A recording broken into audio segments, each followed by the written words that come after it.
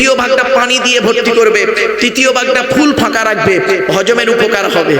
এ চাচা নবী ভক্ত বাড়িতে দাওয়াত খেতে গেছে, পেটটাকে তিনটে ভাগে ভাগ করেছে। প্রথম ভাগটা লুচি মিষ্টি ঢুকিয়ে ভর্তি করেছে, দ্বিতীয় ভাগটা বিরিয়ানি ঢুকিয়ে ভর্তি করেছে, আর তৃতীয় ভাগটা দই মিষ্টি থামস আপ চাটনি পাঁপড় আর জায়গা নেই চাচার পেটে।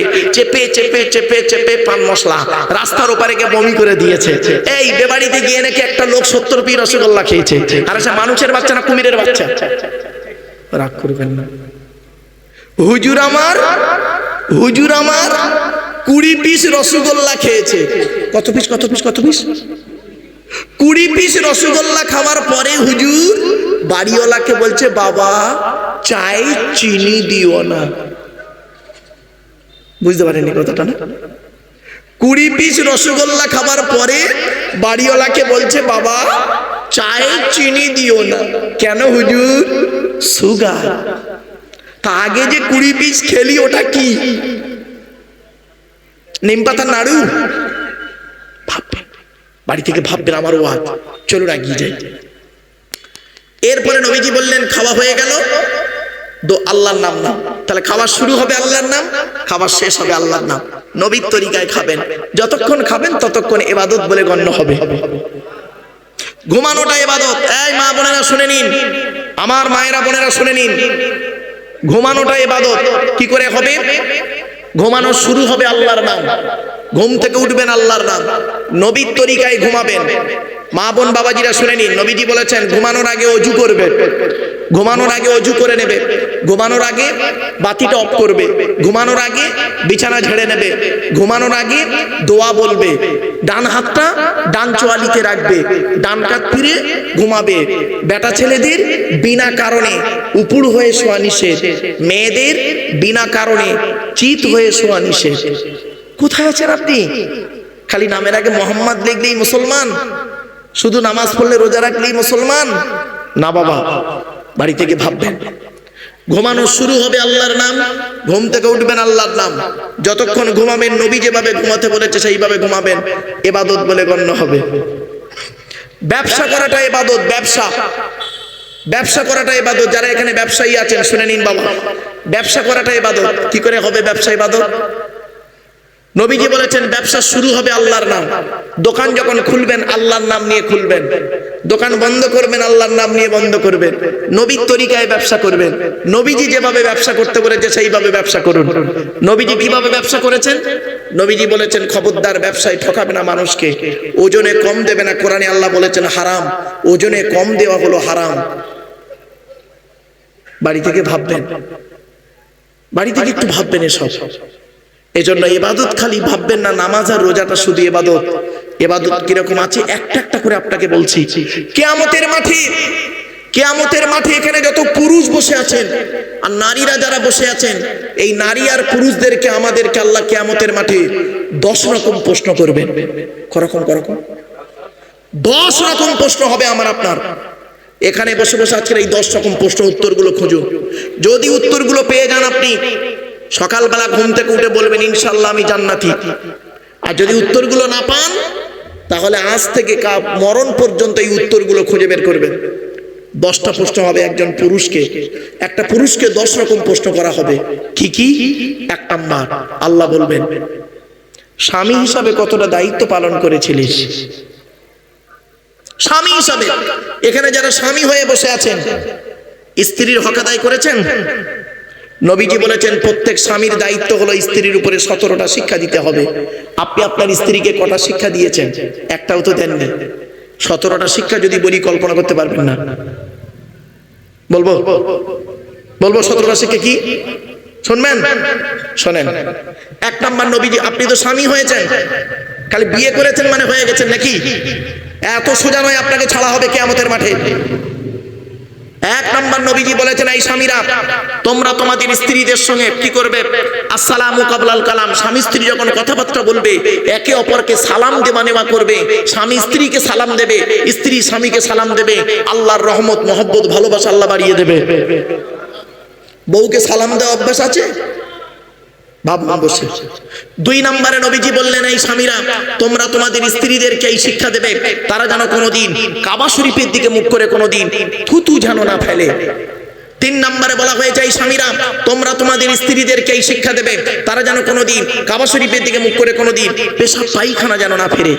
4 নম্বরে বলা হয়েছে তোমরা তোমাদের স্ত্রীদেরকে এই শিক্ষা দেবে তারা যেন কোনোদিন কাবা শরীফের পেছন ফিরে যেন পেশাব পায়খানা যেন না ফেরে। 5 নম্বরে বলা হয়েছে তোমরা তোমাদের স্ত্রীদেরকে এই শিক্ষা দেবে তারা যেন কোনোদিন গোসলখানায় বাথরুমে পেশাব যেন না ফেরে। কোথায় আছেন আপনি? এরপরে নবীজি বললেন এই স্বামীরা তোমরা তোমাদের স্ত্রীদেরকে এই শিক্ষা দেবে তারা যেন কোনোদিন গোসলখানায় উলঙ্গ অবস্থায় গোসল যেন না করে। এরপরে নবী বললেন তোমরা তোমাদের স্ত্রীদেরকে এই শিক্ষা দেবে তারা যেন কোনোদিন হাতের চুড়ি, এই মা বোনেরা শুনে নিন, হাতের চুড়ি কোনোদিন একের বেশি পরবেন না। নবীজি বলেছেন এক হাতে একটা চুড়ি পরবে মেয়েরা, এক হাতে 2, 3, 4 চুড়ি পরা নিষেধ। কেন? নবী বললেন তোমার স্ত্রীর চুড়ির ঝুনঝুনি আওয়াজটা পরপুরুষের জন্য হলো হারাম। কোথায় আছেন আপনি? এরপরে নবীজি বললেন এই স্বামীরা তোমরা তোমাদের স্ত্রীদেরকে এই শিক্ষা দেবে তারা যেন কোনোদিন মাথার বালিশ তারা যেন কোনোদিন দুটো ব্যবহার যেন না করে। স্বামী একটা আলাদা বালিশ, স্ত্রী একটা আলাদা বালিশ, খবরদার নয়। স্বামী স্ত্রী যখন ঘুমাবে একটি মাত্র লম্বা বালিশে মাথা রেখে ঘুমাবে। স্বামী স্ত্রী যদি এক বালিশে মাথা রেখে ঘুমায় আল্লাহর রহমত, মহব্বত, ভালোবাসা আল্লাহ বাড়িয়ে দেবে। কোথায় আছেন আপনি?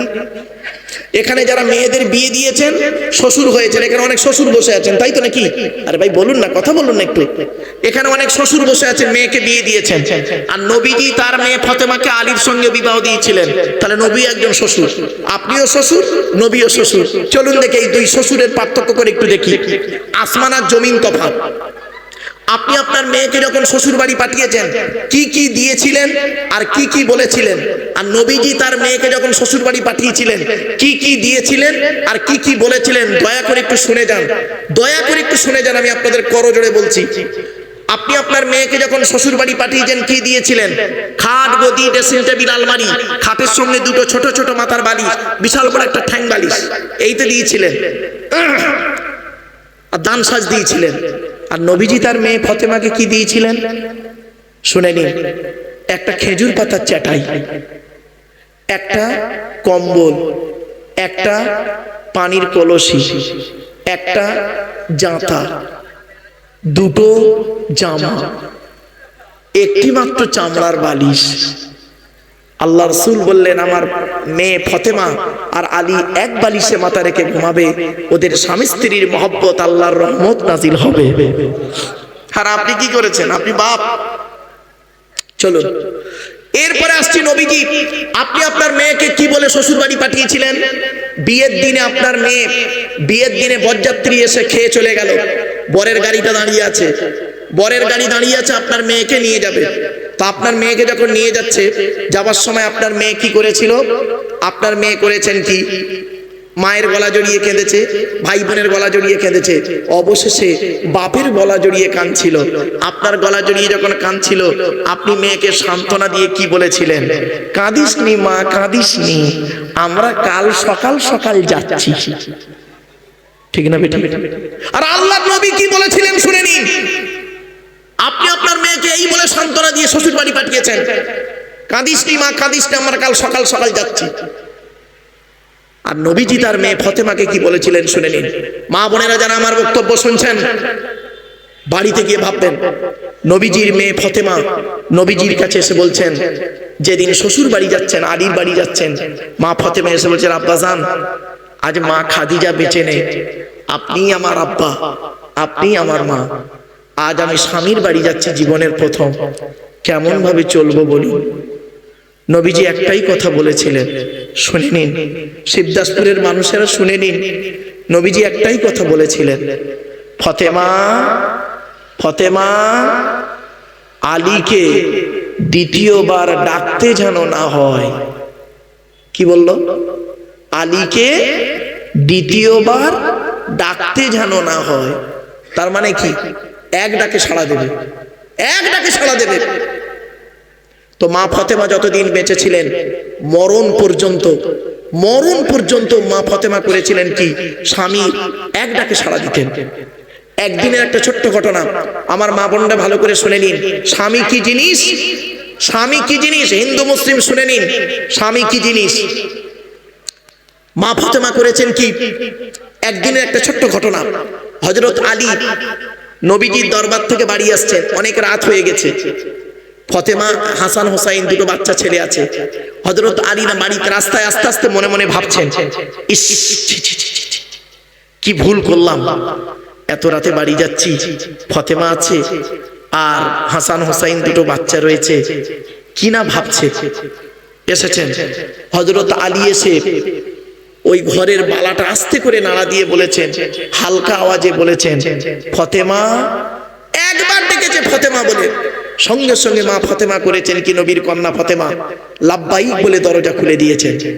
তখন হযরত আলী বলছেন, ফতেমা কিছু মনে করো না, আমার জন্য তোমাকে রাত জেগে বসে থাকতে হবে না, আগামী কাল থেকে তুমি খেয়ে ঘুমিয়ে পড়বে, হাসান হোসাইনকে খেয়ে ঘুম পাড়িয়ে দেবে, আমি যত রাতে বাড়ি ফিরি না কেন আমি এসে খাওয়া দাওয়া করে ঘুমিয়ে পড়বো। মা ফতেমা সেদিন কি বলেছিলেন শুনে নিন। শিবদাসপুরের পিতারা ভালো করে শুনে নিন, পিতারা ভালো করে শুনে নিন, আর মারা ভালো করে শুনে নিন, মেয়ের মায়েরা আর মেয়ের বাপেরা শুনে নিন। সেদিন মা ফতেমা বলেছিলেন, এটা আমার মায়ের স্বভাব, বাপের অর্ডার, মায়ের স্বভাব, বাপের অর্ডার। তখন হযরত আলী বলছেন, মায়ের স্বভাবটা কি একটু খুলে বলো তো শুনি। তখন ফতেমা বলছেন, আমরা হলাম 7 ভাই বোন, মুহাম্মদ সাল্লাল্লাহু আলাইহি ওয়াসাল্লামের 7টা ছেলে মেয়ে, 3টে পুত্র সন্তান, 4টে কন্যা সন্তান। তো 3টে পুত্র সন্তান বাল্যকালে মারা যায়, 4টে কন্যা সন্তানকে জয়নাব, রুকাইয়া, উম্মে কুলসুম, ছোট মেয়ে ফতেমা। বলছে আমাদের 4 বোনকে আমার মা খাইয়ে ঘুম পাড়িয়ে দিয়ে শুইয়ে দিয়ে, আমি ফতেমা আমার মাকে নিজে চোখে দেখেছি, আমি নিজে চোখে দেখেছি আমার মা খাদিজাকে। আমার মা করতেন কি, খেতেন না, শুতেন না যতক্ষণ না আমার আব্বা বাড়ি আসতেন। আব্বা যখন বাড়ি এসে একবার খাদিজা বলে ডাকতেন, একবার খাদিজা বলে ডাকতেন, আমার মা করতেন কি, লাব্বাইক বলে দরজা খুলে দিতেন। এই অভ্যাসটা আমি মায়ের থেকে শিখে নিয়েছি। আপনার মেয়ে আপনার জামাইয়ের জন্য এই কাজটা করে, আরে আপনার স্ত্রী তো আপনার জন্য করে না, তা আপনার মেয়ে জামাইয়ের জন্য করবে কি করে? ডাইসটাই তো খারাপ, ডাইসটাই তো খারাপ। রাগ করবেন না। আপনি কি করে বুঝবেন আপনার স্ত্রী ছোট লোক ঘরের মেয়ে? মা বোনেরা শুনে নিন, আপনি কি করে বুঝবেন আপনার স্ত্রী ছোট লোক ঘরের মেয়ে? শুনে নিন, হিন্দু মুসলিম সকলকে বলছি, কি করে বুঝবেন আপনার স্ত্রী ছোট লোক ঘরের মেয়ে? শুনে নিন, গায়ের চামড়া দেখে বোঝা যায় না মানুষকে। শুনে নিন, বেশি নয়, ঈদের সময় আর পুজোর সময়, হিন্দু ভাইদের পুজো আর আপনাদের মুসলমানদের ঈদ, ঈদ বা পুজোর সময় করবেন কি, আপনি করবেন কি, আপনার ঈদের আগের দিনে, চাঁদ রাতের দিনে 2টো শাড়ি কিনবেন। 2টো শাড়ি, একটা শাড়ি নেবেন 1000 টাকা দামের, আর একটা শাড়ি নেবেন 3000 টাকা দামের। 1000 টাকা দামের শাড়িটা নেবেন আপনার মায়ের জন্য, আর 3000 টাকা দামের শাড়িটা নেবেন আপনার শাশুড়ি মায়ের জন্য, শাশুড়ি মায়ের জন্য। তা মোট 4000 টাকা দামের 2টো শাড়ি কিনবেন, এনে আপনার স্ত্রীকে দেবেন চাঁদ রাতে, ঈদের দিন রাতের বেলা দেবেন, দিয়ে বলবেন, সোনা, বউকে বলবেন, সোনা এই 2টো শাড়ি কিনেছি, একটা শাড়ি আমার মায়ের জন্য নিয়েছি, এর দাম 1000 টাকা, আর একটা শাড়ি তোমার মায়ের জন্য নিয়েছি, এর দাম 3000 টাকা। মা পড়তে ভালোবাসে তো। এই কথাটা শোনার পরে যদি আপনার স্ত্রী সঙ্গে সঙ্গে আপনাকে এই কথাটা বলে, এটা কেন করলে, এটা কেন করলে বলো, কি তোমার মায়ের শাড়িটা 1000, আমার মায়েরটা 3000, এটা কেন করলে? 2টো মিলে তো 4000 হয়, 2টো মিলে 4000 হয়, তাহলে 2টো শাড়ি নিতে পারতে, 2000 করে 2টো শাড়ি, কালারটা আলাদা করতে পারতে। যদি এই কথা বলে, জানবেন ওই মেয়েটার মা ভালো, ওর গোষ্ঠী ভালো, ভদ্র ঘরের মেয়ে, ভদ্র ফ্যামিলির মেয়ে, সে সাদা কালো মেয়ে হতে পারে, যেই মেয়ে হতে পারে। আর যদি দেখেন আপনার স্ত্রী আপনার মায়ের শাড়ির দিকে না তাকিয়ে ওর মায়ের ওই 3000 টাকার দামের শাড়িটা নিয়ে যদি বলে, আমার মা না, আমার মা না, এর থেকে আরো দামি শাড়ি পরি, জানবে ছোট লোক ঘরের মেয়ে, একদম স্পেশাল ছোট লোক ঘরের মেয়ে। কি বুঝলেন? শুনে নিন, বেশিরভাগ মেয়েদের সংসার নষ্ট হয় মেয়ের মায়ের কান ভাঙানিতে, ঠিক না? ঠিক। বেশিরভাগ মেয়েদের সংসার নষ্ট হয় মেয়ের মায়ের কান ভাঙানিতে। যে মেয়ের মা যত বেশি চালাক, ওই মেয়ের কপালে তত তাড়াতাড়ি তলাক।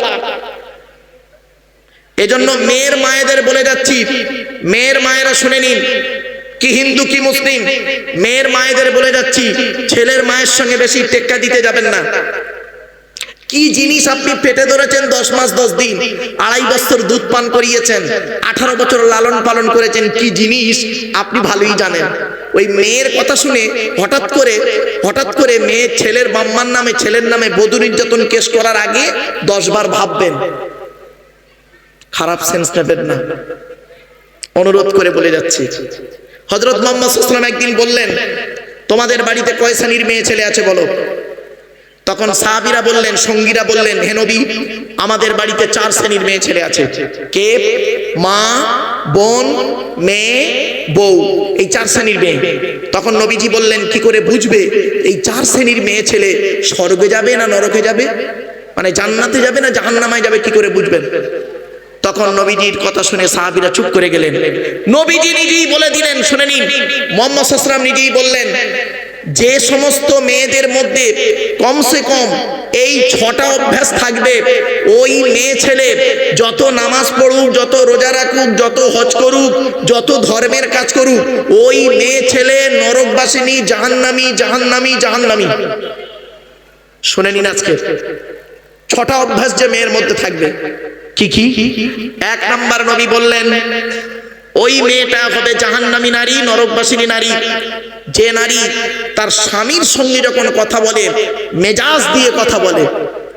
অনেক মা বোন আছে দেখবেন, পাড়ার লোকের সঙ্গে কথা বলে মিষ্টি ভাষায়, আর স্বামীর সঙ্গে যখন কথা বলে মেজাজ দিয়ে কথা বলে।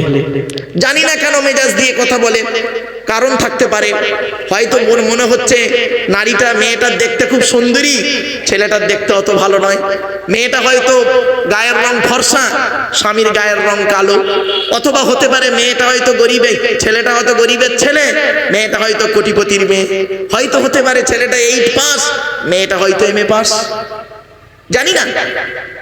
বাড়ি থেকে ভাববেন, ওই নারী নরকবাসিনী নারী, যে নারী তার স্বামীর সঙ্গে মেজাজ দিয়ে কথা বলে। খবরদার মা বোনদের বলে যাচ্ছি, আপনারা কোনোদিন আপনাদের স্বামীদের সঙ্গে মেজাজ দিয়ে কথা বলবেন না, খবরদার। 1 নাম্বার। 2 নাম্বার হলো ওই নারী নরকবাসিনী নারী, যে নারী তার স্বামীর দুর্নাম বদনাম অন্যের কাছে করে বেড়ায়। অনেক মা বোন আছে দেখবেন, স্বামীর দুর্নাম বদনাম অন্যের কাছে করে বেড়ায়। এই ধরনের মেয়েরা কিরকম জানেন? 4 ছেলের মা হয়ে গেল, 4 ছেলের মা হয়ে গেছে, আজও পর্যন্ত 9-এ পড়তে পড়তে যে ছেলেটার সঙ্গে প্রেম করতো, 9-এ পড়তে পড়তে তার ফোন নাম্বারটা নিয়ে এসছে, আজও সেই মেয়ে ছেলেটির সঙ্গে পরকীয়ায় লিপ্ত, ফোনে ব্যস্ত, ফেসবুক টুইটার মেসেঞ্জারে ব্যস্ত। ও নারী নরকবাসিনী নারী, ও যত ধর্মের কাজ করুক। 3 নাম্বার হলো ওই নারী জাহান্নামী নারী, নরকবাসিনী নারী, যে নারী স্বামী থাকতে অন্য পুরুষের সঙ্গে পরকীয়ায় লিপ্ত হয়। অনেক মা বোন আছে দেখবেন, স্বামী বিশ্বাস করে তাকে রেখে গিয়েছে, আর স্ত্রী করে কি দেখবেন, স্বামীর সঙ্গে ফোনে কথা বলে ভালো, আবার অন্য পুরুষের সঙ্গে পরকীয়ায় লিপ্ত হয়। কটা নেবেন? 4 নাম্বার হলো ওই নারী নরকবাসিনী নারী, মা বোনেরা সাবধান হয়ে যান। 4 নাম্বার হলো ওই নারী নরকবাসিনী নারী, জাহান্নামী নারী, যে নারী তার স্বামীর বিছানা ছেড়ে দিয়ে অন্য বিছানায় রাত কাটায়। অনেক মা বোন আছে দেখবেন, বিনা কারণে স্বামীর বিছানা ছেড়ে দিয়ে অন্য বিছানায় রাত কাটায়। এই ধরনের মেয়েদের বয়স কত জানেন? 45, 50, 55, 60। 60 বছরের বুড়িটা 70 বছরের বুড়োর পাশে আর ঘুমায় না। বুড়ো হার্টের রুগী, সুগারের রুগী, স্ট্রোক রুগী, কখন মরে কখন বাঁচে খবর বুড়ি রাখে না। বুড়ি কি করে জানেন? ছোট ছেলের ঘরে ঘুমায়, নাতিটাকে নিয়ে ঘুমায়, তাহাজ্জুদের নামাজ পড়ে, কোরআন পড়ে, আর খুব ইবাদত করে। ওর কোরআন তেলাওয়াতই আল্লাহ কবুল করবে না। একজন পুরুষ 4 জনকে খুশি করলে জান্নাতি, স্বর্গে যাবে। হে পুরুষ শুনে নাও, তুমি 4 জনকে খুশি করো পৃথিবীতে, তুমি স্বর্গে যাবে। 4 জনকে? 1 নাম্বার, তুমি তোমার রব সৃষ্টিকর্তাকে খুশি করো। সৃষ্টিকর্তা যেভাবে চলতে বলেছে সেইভাবে চলো। মানুষের উপকার করতে না পারলে ক্ষতি করতে যেও না। এজন্য আমি বলি, হিন্দু মুসলিম কাঁধে কাঁধ মিলিয়ে চলবেন। কিসের হিন্দু কিসের মুসলিম মারামারি করেন? আপনারা কি জানেন হিন্দুদের রক্তের ভিতরে মুসলমানদের রক্ত আছে, আর মুসলমানদের রক্তের ভিতরে হিন্দুদের রক্ত আছে? আমি তো ম্যাক্সিমাম কলেজগুলোতে লেকচার দিতে গিয়ে বলি, প্রমাণটা দেব। আপনাদের এলাকায় ব্লাড ডোনেশন ক্যাম্প হয়, রক্তদান শিবির হয়। আচ্ছা, ব্লাড যখন নেওয়া হয় তখন বলা হয় নাকি, এই ও হিন্দু, ও রক্ত আলাদা কর, ও মুসলিম, ও রক্ত আলাদা কর, বলে নাকি? আরে ব্লাডের মধ্যে কাস্টের কোনো ডিভাইডেড থাকে না, ব্লাডের মধ্যে কালারের কোনো ডিভাইডেড থাকে না, ব্লাডের মধ্যে জেন্ডারের কোনো ডিভাইডেড থাকে না, ব্লাডের মধ্যে গ্রুপের ডিভাইডেড করা হয়। ব্লাডের 4টে group, A B, A B R O, A B, A B আর ও, প্রত্যেকটার মাইনাস প্লাস। একটা হিন্দুর রক্তের ভিতরে 3টে জিনিস পাওয়া যায়, লোহিত কণিকা, শ্বেত কণিকা, অনুচক্রিকা, as a same no difference. একটা মুসলমানের রক্তের ভিতরে এই 3টেই পাওয়া যায়। কিসের হিন্দু কিসের মুসলিম মারামারি করেন? হে হিন্দু, মন্দিরে গিয়ে যাকে ঈশ্বর বা ভগবান বলে ডাকো তাকে জীবনে মন্দিরে পাবে না। হে খ্রিস্টান, গির্জায় গিয়ে যাকে গড বলে ডাকো তাকে জীবনে গির্জায় পাবে না। হে মুসলমান, গালে দাড়ি আর মাথায় টুপি নিয়ে মসজিদে যাকে আল্লাহ আল্লাহ বলে ডাকো ও আল্লাহকে মসজিদে পাবে তো? চলুন, 3 ধর্মের মানুষ আমরা সৃষ্টিকর্তা আল্লাহকে খুঁজতে বেরোই। সৃষ্টিকর্তা বলছেন আমাকে খুঁজতে যেতে হবে না, আমি কোথায় আছি জানিস? এই কোরআনে লেখা আছে, এই কোরআনে লেখা আছে, শুনে নিন। রেফারেন্সটা আমি দিয়ে যাচ্ছি। 26 নম্বর পারা বা খণ্ডের 18 নম্বর পৃষ্ঠা, 1ম নম্বর লাইনে সূরা কফের 16 নম্বর বাক্যে সেখানে বলা হয়েছে কি? ওয়ালাকাদ খালাকনাল ইনসানা ওয়া না'লামু মা তুওয়াসওয়িসু বিহি নাফসুহু ওয়া নাহনু আকরাবু ইলাইহি মিন হাবলিল ওয়ারিদ। সৃষ্টিকর্তা বলছেন আমি তোদের সৃষ্টি করেছি হে মানব জাতি, হিন্দু মুসলিম কোনো পার্থক্য নেই। হে মানব জাতি, আমি তোদের সৃষ্টি করেছি, তোদের মনের মধ্যে ভালো মন্দ যা কিছু আছে সব আমি সৃষ্টিকর্তা জানি। তোরা কোনোদিন ভাববি না আমি সৃষ্টিকর্তা অনেক দূরে, আমি তোর ঘাড়ের শিরার নিকটবর্তী। একবার অন্তরে অন্তঃস্থল থেকে আমাকে ডাক দে, আমি তোর ডাকে সাড়া দেব। কোথায় স্বর্গ কোথায় নরক কে বলে তা বহুদূর, মানুষের মাঝে স্বর্গ নরক, মানুষেতে সুরাসুর। বাড়ি থেকে ভাবতেন অনুরোধ। এগুলো কেন হয় জানেন? শিক্ষার অভাব হলে এগুলো হয়, এডুকেশনের অভাব হলে এগুলো হয়। এজন্য আমি বলি বারে বারে, what is the definition of education? এডুকেশনের সংজ্ঞাটি কি? E D U C A T I O N, এক একটা লেটারে এক একটা গুণাগুণ আছে, তবেই তাকে এডুকেশন বা শিক্ষা বলে।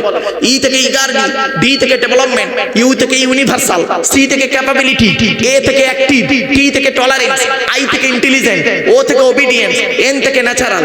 এত গুণে গুণান্বিত বস্তুকে বলা হয় এডুকেশন বা শিক্ষা, যাকে তাকে শিক্ষা বলে না। শিক্ষাটা নেবে কে?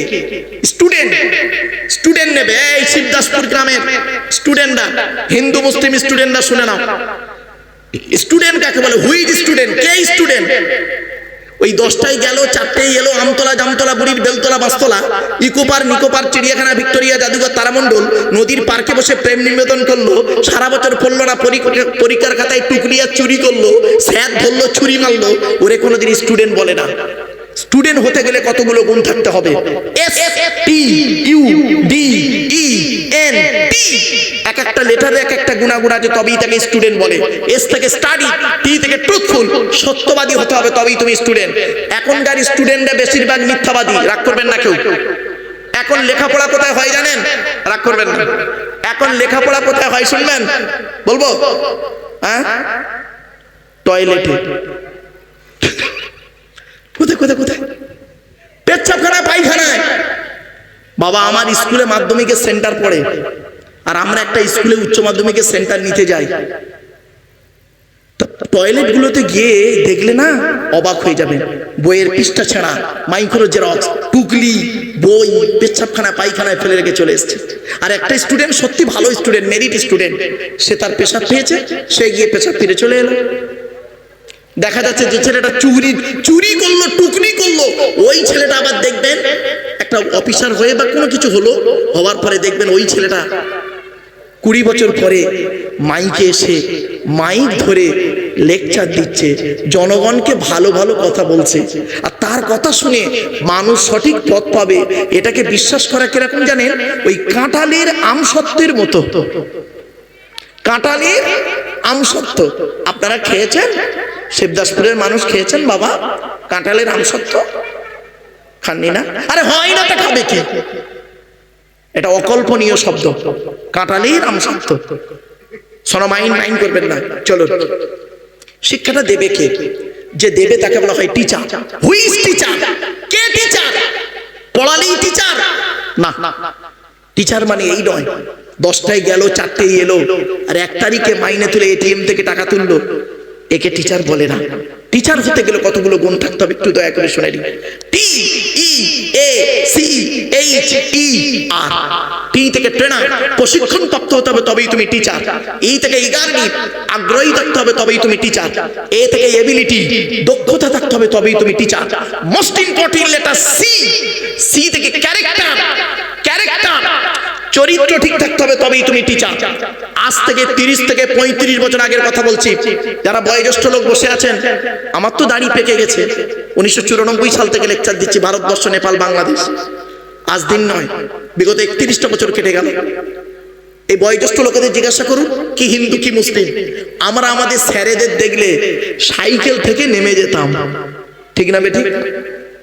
আমরা আমাদের স্যারেদের দেখলে সাইকেল থেকে নেমে যেতাম, স্যারেদের সামনে ঘড়ি পরতাম না, ঘড়ি পরতাম না স্যারেদের সামনে। জিজ্ঞাসা করুন কি হিন্দু কি মুসলিম। আর এখন কি হয়েছে শুনবেন, আজ থেকে 35 বছর আগে টিচার ছাত্রের সম্পর্ক কি ছিল, পিতা আর পুত্রের নেই। আর এখন কি হয়েছে শুনবেন, সব জায়গায় নয়, সকলে নয়, ভুল বলা হবে, কিছু কিছু জায়গায় দেখবেন টিচার ছাত্রের সম্পর্ক বন্ধু বন্ধু, বিড়ি যে খায় খৈনি মলে দেয়, একটা সিগারেট দুজনে খাচ্ছে, স্যার আর টিচার, ছাত্র। এই হচ্ছে টিচার। আজ থেকে 30 বছর আগে টিচার আর ছাত্রীর সম্পর্ক কি ছিল, পিতা আর কন্যার ন্যায়।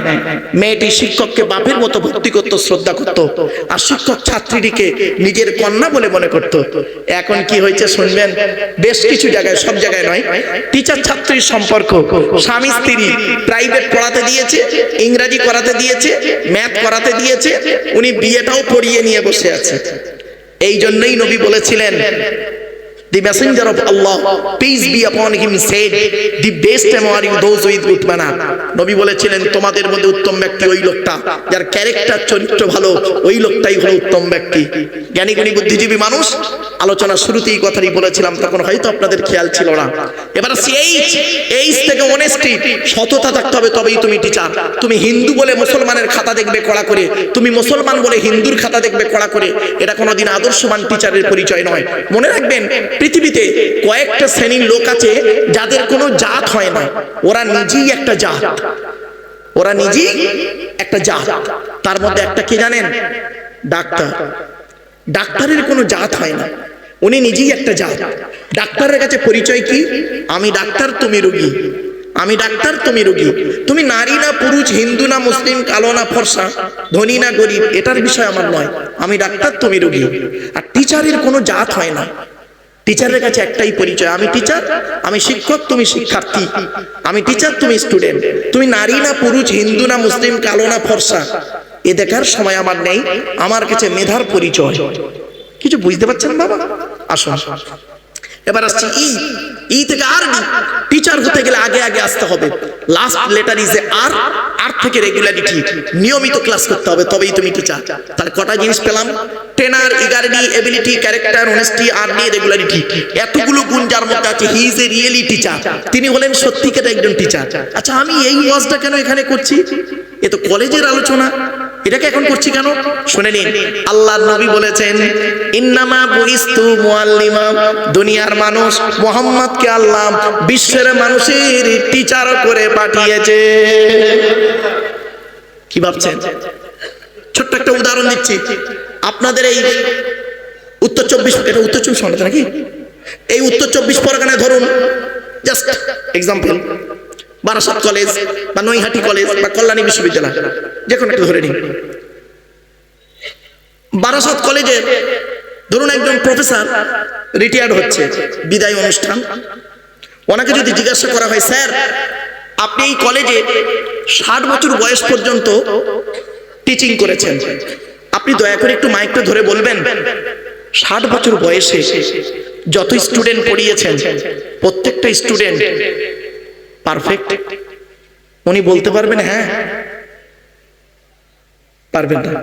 উনি এতটুকু বলতে পারবেন বিশ্বাসের সঙ্গে যে ভাই 60 বছর বয়স পর্যন্ত আমি এই প্রতিষ্ঠানে চাকরি করেছি, আমার জ্ঞানমতে যত ছাত্রছাত্রী পড়িয়েছি 99% ভালো হতে পারে, 1% চোচ্ছাচোর, ডাকাত, গুন্ডা, বদমাইশ হলে হতে পারে।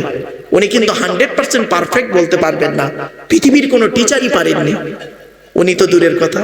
কিন্তু এই পৃথিবীতে একজন টিচার এসেছিলেন, শুনে নিন।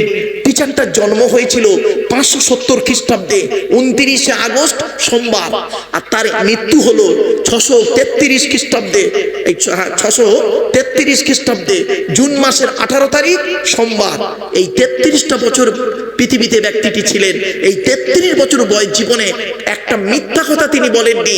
শুধু তাই নয়, তিনি যত ছাত্রদের পড়িয়েছেন তাদের নাম দিয়েছিলেন সাহাবী, আর ছাত্রীদের বললেন সাহাবিয়া।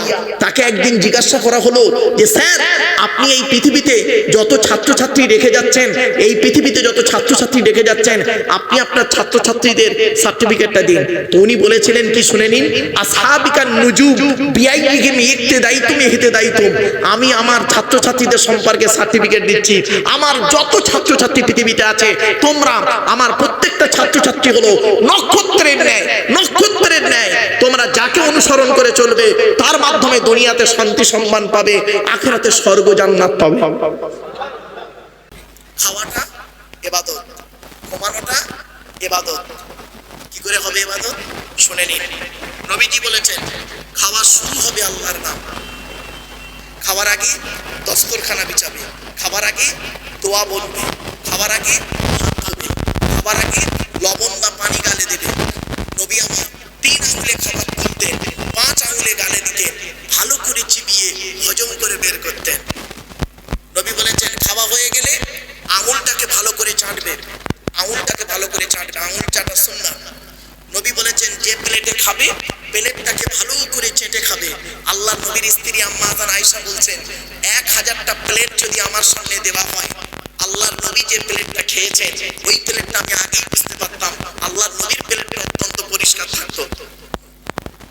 আর আপনি কিভাবে খেয়েছেন? আপনি আবার মুসলমান বলে দাবি করেন। এরপরে নবীজি বলছেন কতটা পরিমাণ খাবে, কতটা পরিমাণ খাবে, পেটটাকে 3টে ভাগে ভাগ করবে। প্রথম ভাগটা খাবার দিয়ে ভর্তি করবে,